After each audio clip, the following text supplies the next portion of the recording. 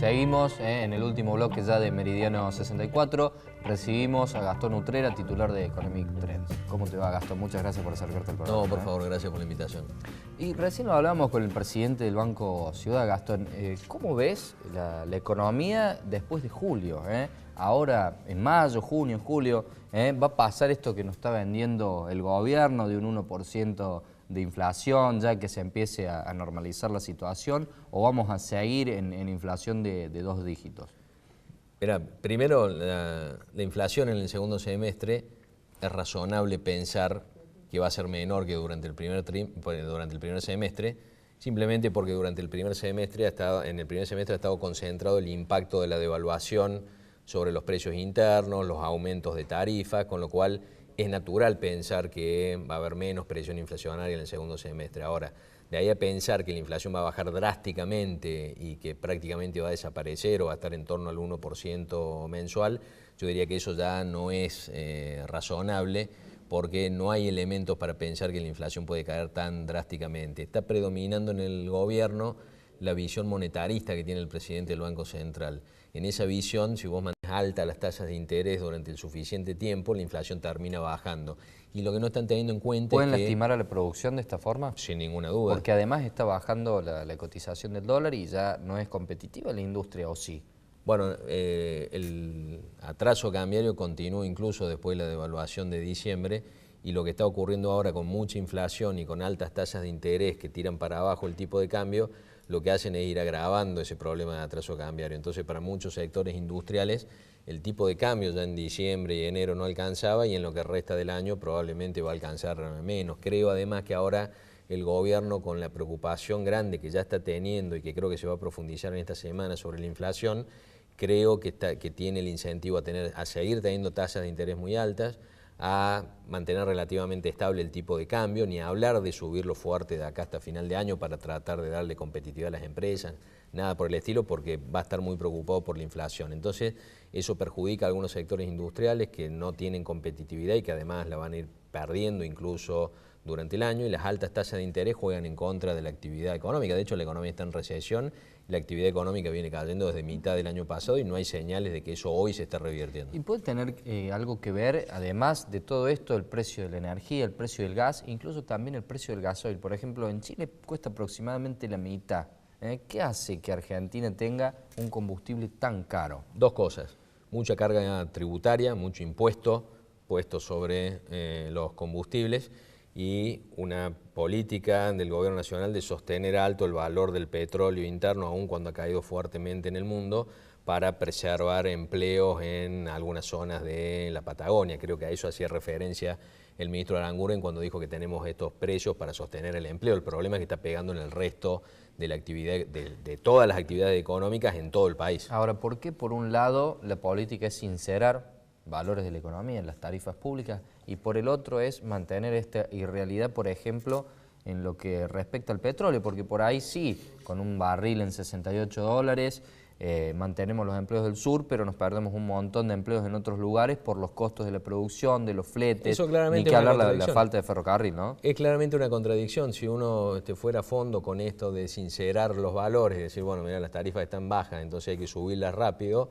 Si está artificialmente alto el valor del petróleo, habría que bajarlo. Claramente hay una contradicción del gobierno ahí. Incluso el ministro Aranguren planteó que, bueno, que hay mucha carga tributaria en los combustibles, pero planteándolo como si fuera un observador externo, y en realidad es parte de todo esto. Él no decide las cuestiones tributarias sobre los combustibles, pero dentro del gobierno debería considerarse, de tal manera que es difícil justificar, y por eso le está costando al gobierno justificar estos aumentos de combustibles, porque obviamente la lógica del ministro es, miren, como subió 50% el tipo de cambio desde diciembre, los precios de las naftas y de los combustibles tienen que subir.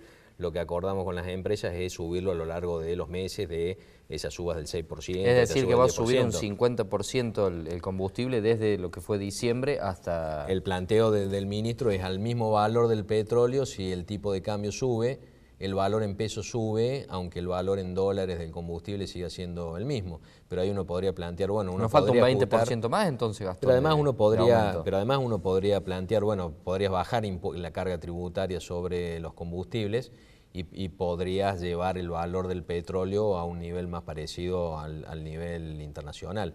Es difícil de resolver todo esto y al gobierno le está costando mucho. Mucha gente lo critica por cómo lo comunica, creo que más importante que eso, le está costando resolverlo bien, con lo cual la comunicación termina siendo algo accesorio. Creo que el gobierno está siguiendo una estrategia que es muy riesgosa.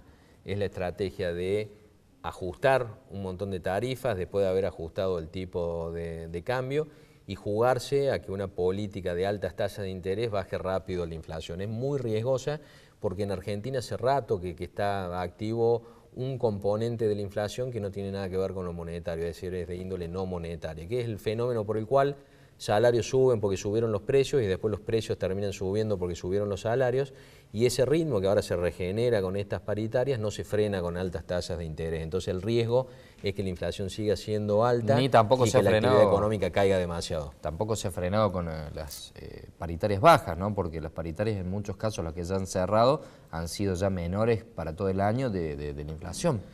Van a ser más bajas que la inflación, de todas maneras las que todavía no han cerrado seguramente van a estar arriba del 30% anual, las que están en 2022 en general han sido semestrales, con lo cual el aumento va a ser muy grande porque cuando renueven por otros 6 meses seguramente van a renovar con un porcentaje alto, y las que pueden haber quedado atrasadas son algunas del sector público que Docentes, es altamente, CEP, y es alta, eso salud. va a generar conflictividad sindical, y en algún momento los distintos gobiernos provinciales pueden llegar a tener presiones para reabrirla.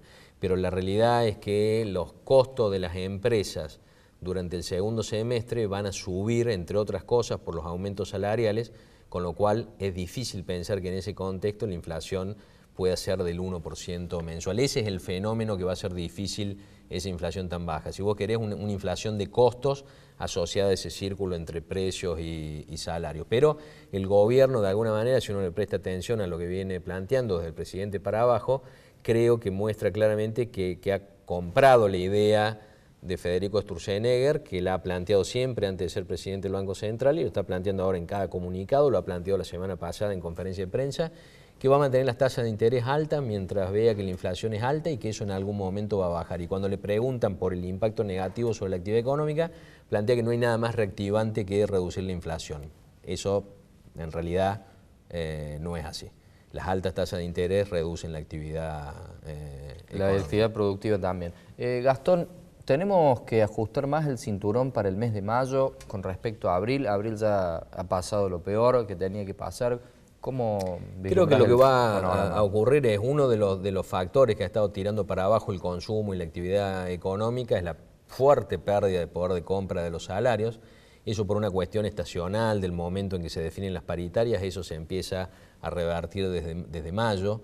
No va a haber un boom de consumo porque los salarios no van a recuperar poder de compra de los años previos, pero claramente desde mayo hasta octubre el poder de compra va a ir mejorando y en octubre va a estar mucho mejor que en abril, y en abril está 15 puntos abajo de como estaba en agosto del año pasado.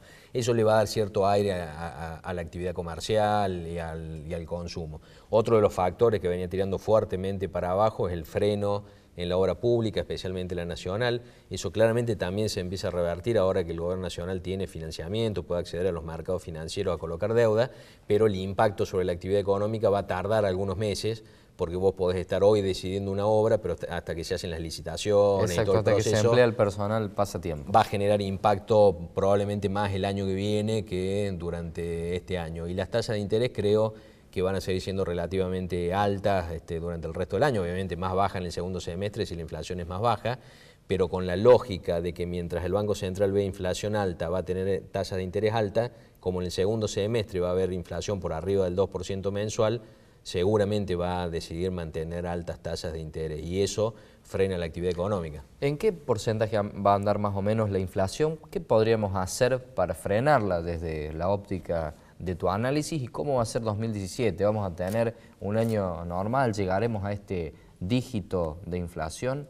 Primero, la inflación este año va a cerrar arriba del 30% y probablemente cerca de 35%, algo bastante parecido a 2014, pero por una cuestión aritmética. Si uno suma la inflación hasta abril, supone que mayo y junio no va a tener tanta inflación, pero un poco menos, alrededor del 3 o 2 y pico %. y suponiendo que durante el segundo semestre volviera al 2% mensual, que es lo que siempre tuvo durante estos últimos 5 años, excepto luego de la devaluación de enero de 2014 y esta devaluación y estos aumentos de tarifas, el año cierra con entre 35 y 38%, pero con un ritmo mensual más bajo que el del primer semestre. Pero ¿qué va a ocurrir? Que el gobierno entonces va a arrancar su segundo año de gobierno con una inflación que si es del 2% mensual, eso equivale alrededor del 27% anual, es decir, va a estar volviendo foja cero, va a estar volviendo a la situación previa a el inicio de este a la gobierno. última etapa del kirchnerismo.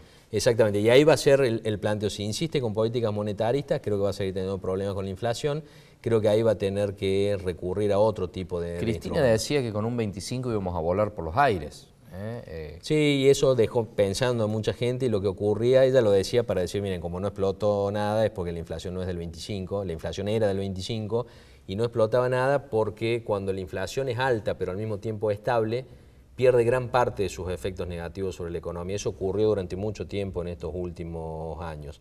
Entonces uno puede tener una inflación alta y estable, genera algunos problemas, por ejemplo, que no haya suficiente crédito hipotecario, que es lo que hablabas en el bloque anterior, eso aún con una inflación estable tiende a ocurrir, pero gran parte de los efectos negativos desaparecen. Los problemas aparecen cuando se empiezan a descalzar las distintas variables económicas, como en estos últimos 6 meses, que los precios fueron por arriba de los aumentos salariales. ¿Se sincerarán finalmente, la última pregunta que te hago, Gastón, los números de la inflación?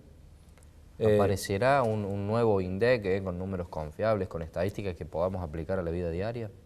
Probablemente, pero creo que le va a llevar un tiempo ganar credibilidad después de todo lo que ocurrió en los últimos meses de mucha desprolijidad en el manejo de INDEC y además después de ciertas decisiones del ministro de Economía, como por ejemplo de cambiar el índice que utilizaba para el índice SER, que es el que ajusta distintos bonos y es el que está por detrás de las UBI, estas unidades de indexación de la que hablaban en el bloque anterior, que va al crédito hipotecario.